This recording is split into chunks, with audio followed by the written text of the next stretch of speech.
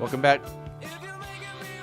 Welcome back, everybody, to AM-1220 KHTS, Santa Clarita's hometown station. It is the Gazette Radio Hour with Doug and John. We are the Radio Digest version of the Santa Clarita Gazette and Free Classifieds for all you need to know to be in the know. And we're talking to Maria Gutziet, the Vice President of the Board of the Newhall County Water District. Now, Maria, you were talking earlier about some solutions, some things that are coming down the pike. You were asked very quickly to come up with, to save 20% of the 20%, right? Right, exactly. Okay, and that came from the state. So did it go to? Did it went to all the water districts? Yes, it's all urban water districts in California were asked to do this, and like I said, some were kind of not doing as much as they could, and other areas felt they were already protecting their customers and were not too happy with the mandate. I'd say I'd put myself in that situation. We've been working hard at Newhall County Water District and also at all the other water agencies in town with some conservation steps. We've actually achieved 13% conservation already, before this came down, right. and now everybody's head is kind of spinning with this immediate demand on our customers. Have you guys figured out what you're going to do? Well, when I say you guys, are all the water districts kind of in the area at least working together? Yes, we are. Okay. We had a meeting on Monday with a proposed ordinance or implementation plan, and then a subset of our board reviewed it just yesterday afternoon. So I think we may individually put our own little spin on it, but we have to achieve the state mandates, which is some restriction on irrigation, right. and a few other little minor things like, you can't wash your car without a shutoff valve on the hose. Those are not problematic, but I was really concerned about, as you said, the brown lawns and things. Since we are not really out of water here, and us conserving in Santa Clarita is not going to help the farmers who are in desperate straits or the coastal areas that are really having problems. Right. But it does certainly help us to, make our supply last a little longer. It's never really a bad thing. No, exactly. But how drastic do you have to go, I guess, is the question. Yeah, exactly. And this is a emergency measure, so as it was signed, it's supposed to last only 270 days. Okay. And what I want to mention some things that at least our district is looking at to try to help out customers, because I certainly was blindsided by this, and we're all customers of our own district. So I was concerned about fire hazard. We all worry about that in Santa Clarita. Absolutely. People that have done home vegetable gardens or have large trees that need, usually trees are deep watered. You don't, run those with your yard sprinklers. If you have the big giant trees, they have to be deep watered, which is off of this mandated schedule. And also some people have already invested in new plantings, may have just redone a slope or two. And that stuff is going to die if it goes to a 3 or 2 day schedule. Even if it's drought resistant. Right. You could have done exactly what you're supposed to do and put in drought resistant stuff just recently, and you can't water it, so it's going to die. Exactly. Jeez. So we're trying to get some hardship relief for our customers to some kind of appeal process. Okay. I'm hoping 99% of the Santa Clarita Valley can be okay with the watering restrictions for the time that it's going to last from the state. But if people are really worried about, their homes burning up in a brush fire, I'm personally in a fire zone for insurance. Right. I don't want those people to lose their houses. I don't want them to have half-dead bushes. So I'm really pushing for us to have some hardship exemptions if it's just not going to work for people, because we are not out of water here. Yeah, and we don't need to make things worse. Yeah, exactly. Those watering restrictions, weren't they like even in odd sides of the street or something? Didn't I read something about that? Exactly. Yeah. It's kind of random, but consistent, so people know, like, I have an odd number house. You can pick your day based on that. I also want to reassure people that we do not plan to have water cops running around. Not a good use of our ratepayer money to have people driving around spying on people. But we are trying to make it easy and understandable if people need to report something, or they see a broken sprinkler on a median, or they see runoff pouring off a certain area. Or we want to make it easy for them to find a phone number to report. Right. Or I guess and tackle that. Yeah, or I guess a big, massive water main that would spewed out like 65,000 gallons at UCLA. Oh, yeah. Exactly. Yeah, we figured out, I just heard this yesterday at the Water District. Our customers conserved that amount of water in 4 months. Wow. I'm sorry, that spill is enough for our customers for 4 months, is what I heard. So that is how much water they spilled and is still leaking. So absolutely, that's really the big picture that people need to remember is we need a good functioning water system. We try to replace our pipes every 50 years, and we hear, in LA, they're on a 300-year replacement schedule. Yeah, I mean, we need to be smart about what is going to save water and not forget that we need water infrastructure. We need storage for stormwater runoff and snow melt. Exactly. We need to fix the earthen levees that are in Sacramento.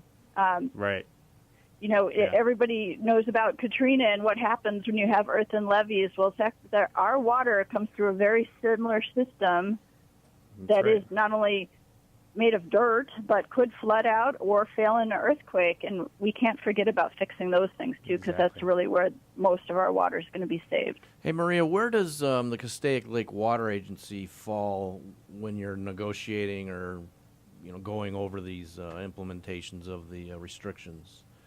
Their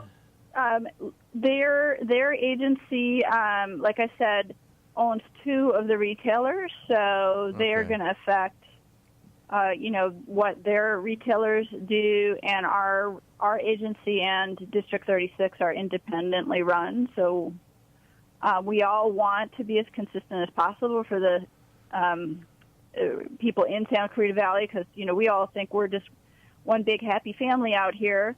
And we may know our neighbor or, a guy across town and wonder why he's doing something a little different. So we try to be largely consistent, but some of us like to put our own personal spin on it. Like, I'm going to save those people's houses from a brush fire. Exactly. So, we all have our own issues that we want to address for our own particular customers. Our customers are a little different than Valencia customers because we have in Newhall and Canyon Country and Castaic some very hot, dry hillsides in our area, and it's more of an issue for us than people in the middle of town. Maria, we thank you so much. We're up against the clock. We really appreciate you coming on. Great information. I really do appreciate it. It's been great to have you on. Hopefully we can have you back on when things get a little bit better. I'd like to ask you about the El Nino that's coming. Yeah, that would be great. Yeah, we should all wish for that, and then we'll be regretting it when there's flooding, right? Exactly. Thank you guys for covering this. It's such an important topic, and I really appreciate you having me on. Thanks, all right, Maria Gutziet, the Vice President of the Board of the Newhall County Water District. You're listening to Gazette Radio Hour with Doug and John on AM-1220 KHTS. We'll be right back.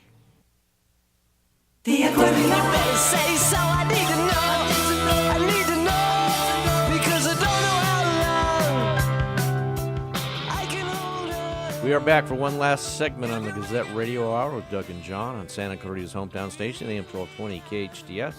And it's our favorite time, at least mine anyway, to talk sports. Let's get Mr. Sports on. Can't do it. Uh-oh. Why not? Can't get a hold of him. Oh, you're joking. I've been calling. No. I've been calling. Can't get a hold of him. Our but sports I have a correspondent is supposed to be on this part of the show to help us do the show. Doug, I think all you got is me now. I think Mr. Sports is saying Cancun scouting. Scouting what? Hopefully bikinis, but knowing him, he's probably preparing for his fantasy football draft. The dude's in Cancun. He's supposed to be on the show. He's in Cancun.